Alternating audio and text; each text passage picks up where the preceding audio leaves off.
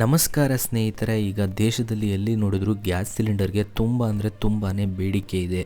ಜನಸಾಮಾನ್ಯರು ಈಗ ಕೆಲವರು ಪ್ಯಾನಿಕ್ ಬುಕ್ಕಿಂಗ್ ಮಾಡ್ತಾ ಇದ್ದಾರೆ.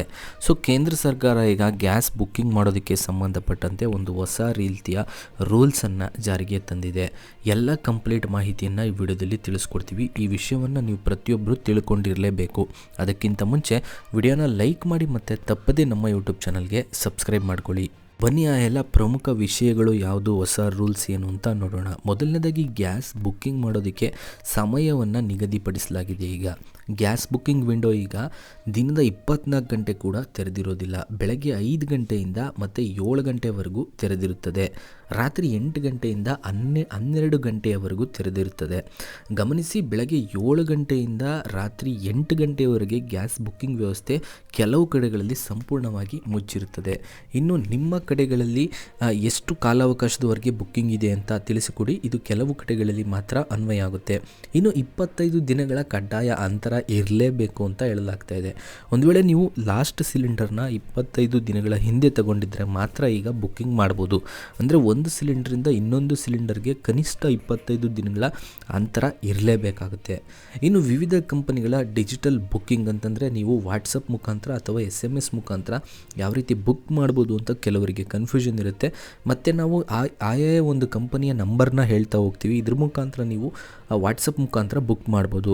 ಸೊ ಈಗ ಭಾರತ್ ಗ್ಯಾಸ್ ಅವ್ರದ್ದು ವಾಟ್ಸಪ್ ನಂಬರು 1800224344. ಇದಕ್ಕೆ ಹಾಯ್ ಅಂತ ಮೆಸೇಜ್ ಮಾಡಿದ್ರೆ ನಿಮಗೆ ಬುಕ್ಕಿಂಗ್ ವಿಂಡೋ ಓಪನ್ ಆಗುತ್ತೆ. SMS ಕೂಡ ಕಳಿಸ್ಬೋದು. ಇನ್ನು ಇಂಡಿಯನ್ ಗ್ಯಾಸ್ ಅವ್ರದ್ದು 7588888824 ಈ ಒಂದು ನಂಬರ್ಗೆ ನೀವು ಬೇಕಿದ್ದರೆ ಕಾಲನ್ನು ಮಾಡ್ಬೋದು. ಮತ್ತು HP ಗ್ಯಾಸ್ ಅವ್ರದ್ದು ಬುಕ್ಕಿಂಗು ವಾಟ್ಸಪ್ಪು 9222201122. ಈ ನಂಬರ್ಗೆ ನೀವು ಬುಕ್ ಅಂತ ಸಂದೇಶ ಕಳಿಸಿದ್ರೆ ನಿಮಗೆ ಮಿಸ್ ಕಾಲ್ ಕೂಡ ಬರುತ್ತೆ.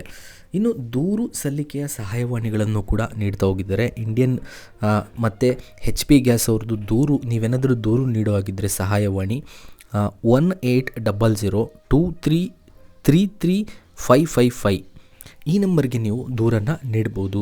ಮತ್ತು ಭಾರತ್ ಗ್ಯಾಸ್ ಅವ್ರದ್ದು ದೂರು ನೀಡೋದಕ್ಕೆ ನಂಬರು 1800224344.